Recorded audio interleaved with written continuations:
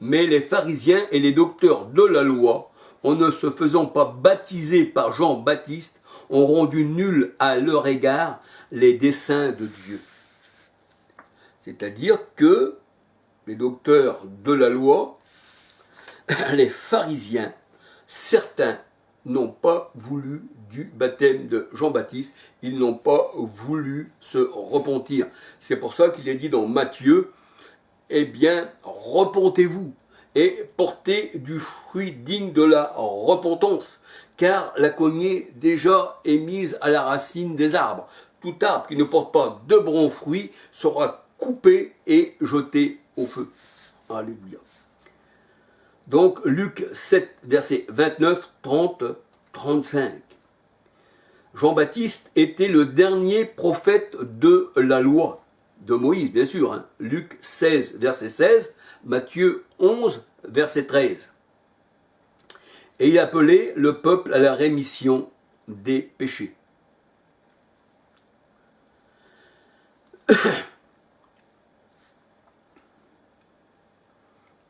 Alors, quand on nous regarde dans la parole de Dieu,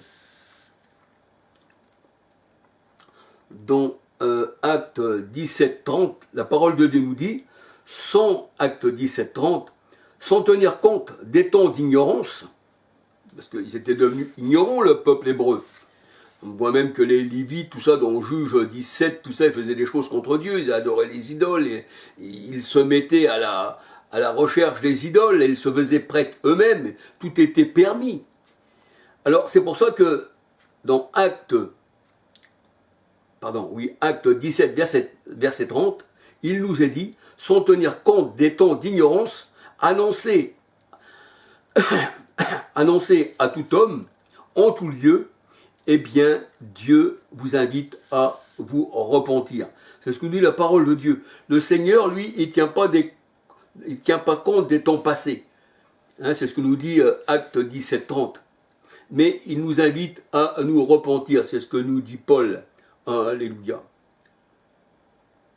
Alors, on peut regarder aussi Hébreux 9, verset 15. Hébreux 9, verset 15. La parole de Dieu nous dit, chacun suivait sa propre voie.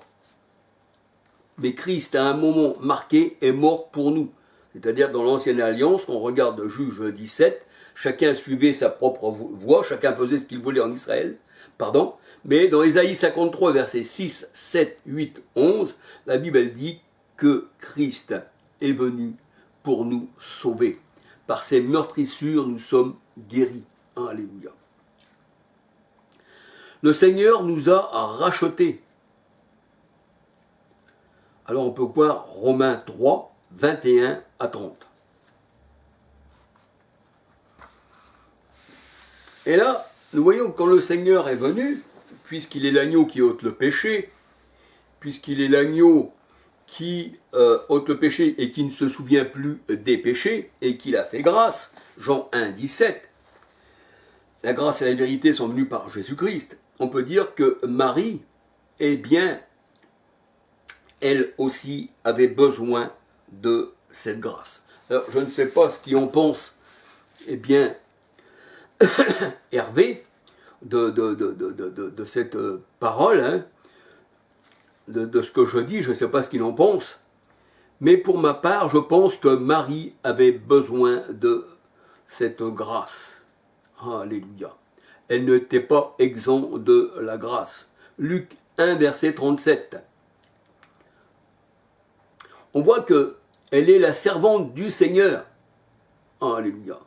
Et nous voyons dans Acte 1, verset 12 à 14, et dans Acte 2, verset 1 à 21, que là se tenait dans la chambre haute Marie, et le jour de la Pentecôte, l'Esprit est répandu sur les fils et les filles, sur les serviteurs et les servantes, puisque Marie était aussi la servante du Seigneur, et là, à la Pentecôte, il se fit un grand vent. Vous savez que le vent dans la parole de Dieu, hein, c'est un tourbillon, c'est un vent de tempête qui représente les anges. Dans 2 Rois 2, verset 1, 11, 12, le tourbillon, la tempête. Et d'ailleurs, il a fait de ses serviteurs des vents, la parole de Dieu nous dit. dans Hébreux 1, verset 7, 14. Et le psaume 104, 2, 3, il a fait de ses messagers des vents et il vient sur les ailes du vent. Et à la Pentecôte, dans Acte 2, il se fit un grand vent. C'est-à-dire que là, il se fit une armée qui reçoit l'Esprit du Seigneur et qui sont prêts pour le combat. Alléluia.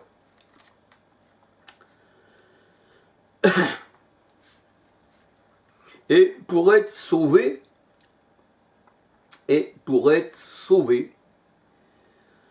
avec bien sûr la repentance, on devait invoquer le nom de Yeshua.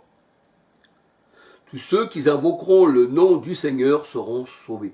Parce qu'ils reconnaissent comme son Seigneur. En invoquant le nom, tu le reconnais. La Bible, elle dit le beau nom, selon certaines versions, le beau nom invoqué sur nous.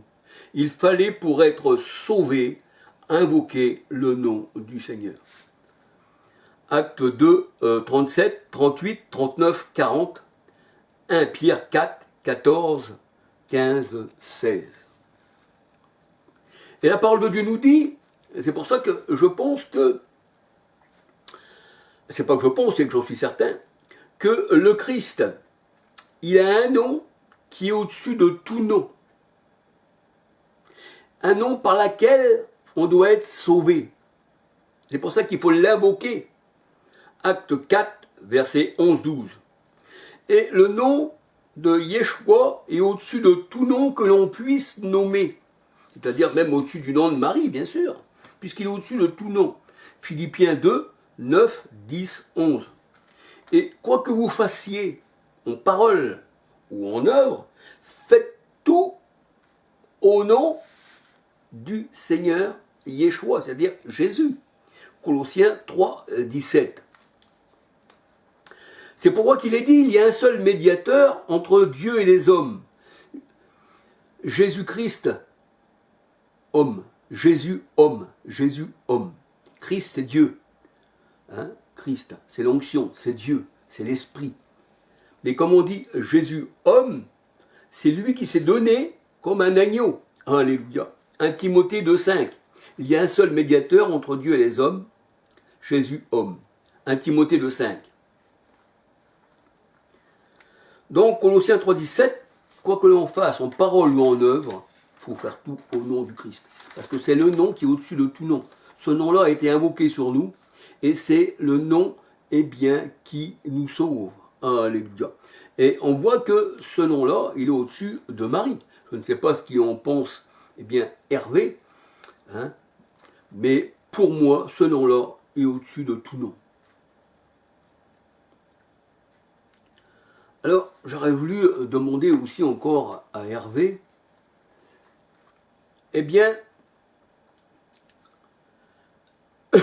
pourquoi appelle-t-on, là c'est sur un autre sujet, parce que j'ai pris plusieurs sujets aussi, pourquoi appelle-t-on la pensée charnelle des hommes Satan? Comme nous avons une pensée charnelle, qu'on n'avons pas l'Esprit Saint,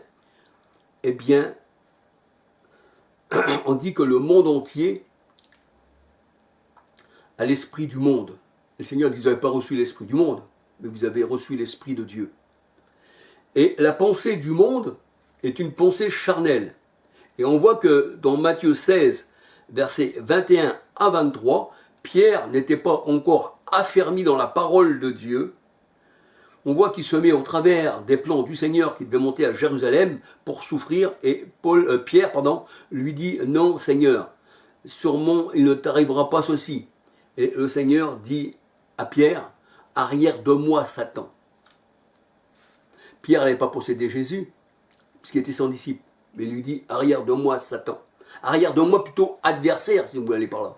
Parce que le mot Satan veut dire simplement adversaire. Arrière de moi Satan.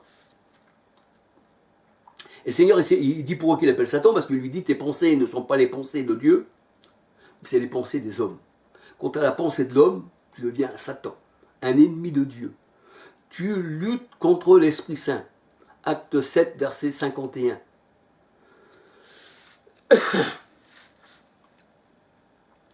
Alors Matthieu 16, verset 21 à 23. Et la parole de Dieu nous dit, or nous avons non la pensée du monde, mais nous avons la pensée du Christ. 1 Corinthiens 2, verset 16. Arrière de moi, Satan, car tu as les pensées des hommes, il disait à Pierre. Et nous avons la pensée du Christ. 1 Corinthiens 2, verset 16. C'est une pensée bien opposée à la pensée du monde. Alors, j'aurais voulu demander encore à Hervé, est-ce un diable? Parce que je sais que les religieux pensent que nous sommes possédés, par le diable. Par le diable. Mais le diable veut dire simplement adversaire. Si je ne suis pas au Seigneur, si j'aurais la pensée des hommes, je serais un Satan comme Pierre. Arrière de moi, Satan, parce que tu as la pensée des hommes. Et vous, quand on a la pensée du Christ, on n'est plus des ennemis de Dieu. Autrefois, la parole de Dieu nous dit, vous étiez ennemis par vos pensées. Je crois que c'est dans 1 Corinthiens 1, 21, un truc comme ça. Autrefois, vous étiez ennemis par vos pensées. Mais aujourd'hui, nous avons la pensée du Christ. Donc, on n'est plus ennemis. Au contraire, nous sommes un avec lui. C'est ce que nous dit la parole de Dieu. Donc 1 Corinthiens 6, 13 à 19. Celui qui s'attache au Seigneur est avec lui un seul esprit. C'est pour ça qu'il n'y a pas de Trinité dans la parole de Dieu. Celui qui s'attache au Seigneur est avec lui un seul esprit, parce que Dieu est esprit. Et Jacques 2, 19 nous dit qu'il n'y a qu'un seul Dieu, et qu'il est esprit. Alléluia. Et la Bible, elle dit, dans 1 Corinthiens 12, 13, nous sommes tous abreuvés et baptisés d'un seul esprit. Donc il n'y a pas une multitude d'esprits dans la parole de Dieu. Dieu a pris simplement chair en Jésus-Christ. Cet esprit, ce Saint qui est esprit, le Saint-Esprit, est venu en Jésus-Christ. 1 Timothée 3,16, car Dieu était en Christ. 1 Timothée 3,16, car Dieu s'est manifesté dans la chair. 2 Corinthiens 5, 19, car Dieu était en Christ. Et la parole s'est manifestée dans la chair. Alléluia. Mais en fait, il n'y a qu'un seul esprit, un seul Dieu. Deutéronome 6, 4, l'Éternel est un, il n'est pas 36. Alléluia. Alors, est-ce un diable qui a mis sur l'Égypte les 10 plaies? Parce que sur l'Égypte, il y a eu les 10 plaies. On appelle les 10 plaies d'Égypte. Quand le Seigneur, a combattu contre l'Égypte. Et les Égyptiens, que disaient-ils? Ils ne disaient pas, c'est le diable, c'est comme les religions le comprennent. Mais c'était le doigt de Dieu. Exode 8, 15. C'est Dieu lui-même qui met les 10 plaies d'Égypte. Et pourtant, ça fait un grand mal en Égypte. Exode 8, 15. Alors, est-ce que c'est le diable qui a endurci le cœur de Pharaon? Exode 7, verset 3. C'est ce que je demande à Hervé. Est-ce le diable qui donne une puissance d'égarement au monde pour qu'il croie au mensonge? 2 Thessaloniciens 2, 10, 11. Le Seigneur a dit, je leur ai donné une puissance d'égarement pour qu'ils croient au mensonge. Alors, est-ce que c'est quelqu'un d'autre que le Seigneur qui donne une puissance d'égarement? Y aurait-il une partie adverse qui vous donnerait une puissance d'égarement? Alors, qui fait trébucher et qui relève, qui abaisse et qui relève. C'est ce que nous dit la parole de Dieu dans Jacques 4, 12. Est-ce encore un soi-disant démon qui vous posséderait, qui vous ferait trébucher et qui vous relèverait? Le Seigneur dit, c'est moi qui abaisse, c'est moi qui élève, c'est moi qui fais trébucher et c'est moi qui relève. Jacques 4, 12. Alors, qui est-ce qui fait vivre et qui fait mourir, qui fait descendre dans le séjour des morts et qui fait remonter des séjours des morts, qui appauvrit et qui enrichit, qui abaisse ou qui élève l'homme? Nous voyons ceci dans 1 Samuel 2, versets 6, 7, 8. Eh bien, c'est toujours l'Éternel. Alléluia. C'est le Seigneur qui peut te mettre en malédiction ou en bénédiction. C'est lui qui peut t'égarer, mais c'est lui aussi qui peut t'empêcher de t'égarer. C'est écrit dans la parole de Dieu. Alors, qui bénit et qui maudit? Deutéronome 28, versets 1 à 68. Le Seigneur a dit, si tu marches avec moi, alors je te bénirai à ton lever et à ton coucher. Mais si tu ne marches pas avec moi, selon mes commandements, je te maudirai à ton lever et à ton coucher. Donc il bénit et il maudit. Et il disait à Abraham, je bénirai celui qui te bénit, mais je maudirai celui qui te maudit. Alors, on ne peut pas tromper le Seigneur. Alléluia. Et qui fait arriver un malheur dans la ville? Est-ce un diable ou est-ce le Seigneur? Amos 3,6. Arriverait-il un malheur dans une ville sans que l'Éternel en soit l'auteur? Comme les 10 plaies d'Égypte, c'est l'Éternel qui est l'auteur. Eh oui, alléluia. Alors, qui ouvre nos yeux pour qu'on puisse comprendre spirituellement et lire les paroles spirituellement? Parce que si on n'a pas des yeux comme le Seigneur, on n'a pas des yeux de chair, mais des yeux spirituels, c'est pour ça que l'homme naturel ne peut pas lire la Bible, puisque la Bible, elle est écrite en parabole. Tout est en parabole dans la parole de Dieu. Tout est par énigme. Donc, il faut la lire selon ce que Dieu veut, mais pas ce que nous comprenons. Alléluia. Donc, quand on lit la Bible, si on n'a pas l'esprit qui nous guide, nous sommes des aveugles. Alors, c'est pour ça que le Seigneur a dit que c'est lui qui ouvre les yeux et c'est lui qui ferme les yeux. Alors, on peut regarder dans Exode 4, 11, qui rend muet, qui donne à parler, qui rend voyant, aveugle, sourd ou entendant, si ce n'est moi, l'Éternel. Ce n'est pas quelqu'un d'autre. Exode 4, verset 11. Le Seigneur Jésus, quand il est venu, dans Jean 9, 39, il y avait là des pharisiens qui se disaient être voyants.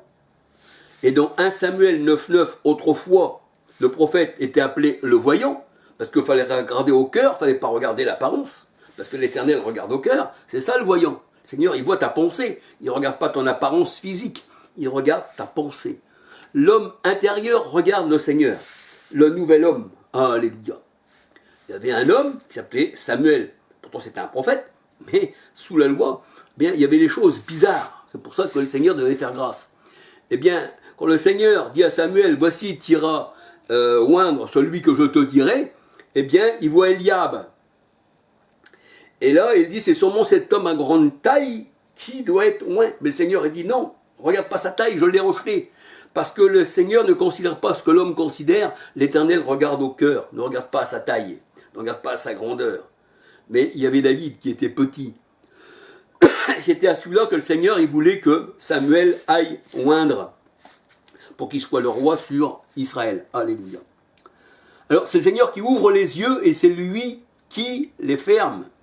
Il rend voyants ceux qui ne peuvent pas voir et aveugles ceux qui se disent voir. Jean 9, 39. Jean 12, versets 37 à 40. Jean 12, versets 37 à 40. C'est le Seigneur qui fait ceci, ce n'est personne d'autre. Et c'est l'Éternel qui met dans les ténèbres ou qui vous met dans la lumière. Exode 14, verset 20. C'est pas moi qui le dis, c'est la parole de Dieu. Vous retrouvez tout ceci dans la parole. Exode 10, verset 21 à 23.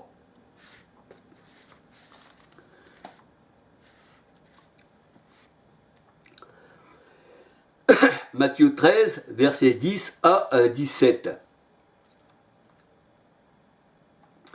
Deutéronome 29, verset 4. Proverbe 20, verset 12. Exode 4, verset 11. Et qui peut vous donner un mauvais esprit? 1 Samuel 16, verset 4. Le roi Saül, ayant désobéi au Seigneur, le Seigneur envoya un mauvais esprit sur Saül. Et Deutéronome 28, 28, le Seigneur nous dit qu'il donne un esprit d'agitation. Il peut même vous donner un esprit de fornication. Alléluia. Et tout ça vient du Seigneur. Et la parole de Dieu nous dit, est-ce de Dieu que viennent les maux, les douleurs ou les biens? Alors on peut voir ceci, ça veut dire la bénédiction ou la malédiction vient du Seigneur, les maux ou les biens. Lamentation 3, verset 37-38. Job 2, verset 10. Job 2, verset 3, 4, 5. Jérémie 32, verset 42. Alors, nous voyons encore qui forme la lumière. La lumière, nous savons que on peut voir le jour aussi. Hein, quand le soleil brille, c'est le jour. La lune, elle est là pour éclairer la nuit. Tout ça, c'est des symboles dans la parole. On pourrait faire des études qui nous fortifieraient là-dessus. Alléluia. Mais qui forment la lumière. Et dans la parole de Dieu, la lumière, c'est pas comme si c'était une pile dans la parole de Dieu. La lumière, c'est l'enseignement. Proverbe 6, 23. C'est pour ça qu'on dit, tu m'as parlé, Seigneur. Eh bien, tu m'as éclairé. Tu es une parole sur mon sentier. Hein? Ta lumière, ta parole est une lumière sur mon sentier. La révélation de tes paroles nous éclaire. Maintenant, ça y est, tu m'as parlé, tu m'as éclairé, ton enseignement m'a éclairé. Proverbe 6, 23, la lumière est un enseignement. Alléluia. Et Dieu forme la lumière et les ténèbres. C'est-à-dire, il peut te mettre dans sa lumière, dans sa parole, mais il peut te mettre hors de sa parole, il peut te mettre dans les ténèbres. Alléluia. Alors, qui a créé les ténèbres? La lumière, la prospérité et l'adversité. C'est l'Éternel.